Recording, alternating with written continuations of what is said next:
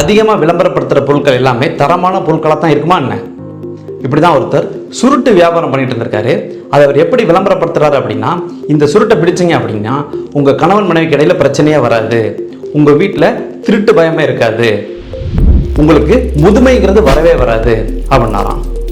இதையெல்லாம் நம்பி நிறைய பேர் பண்டில் பண்டலாக வாங்கிட்டு போயிட்டு இருக்காங்க. ஒருத்தர் மட்டும் கொஞ்சம் விவரமானவர் போய் கேட்குறாரு, இதெல்லாம் சாத்தியமா, இதெல்லாம் எப்படி நடக்கும் அப்படின்னு. அதுக்கு அவர் உடனே கோவப்பட்டார்.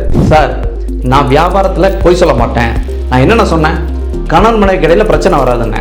இந்த சுருட்டை பிடிச்சிங்கன்னா வாயிலேருந்து துர்நாற்றம் அதிகமாக வரும், அப்போ கிட்ட வந்து பேசினாலே தயவு செஞ்சு அந்த போயிருங்க அப்படின்னு மனைவி திட்டுவாங்க.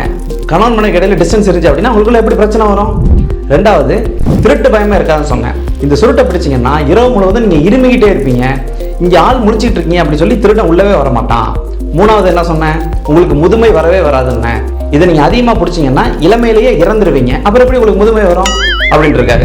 கேட்கறதுக்கு வேடிக்கையாக இருக்கிற மாதிரி இருந்தாலும் விளம்பர மோகம் நமக்கே தெரியாமல் நமக்குள்ள ஊடுருவிருச்சு.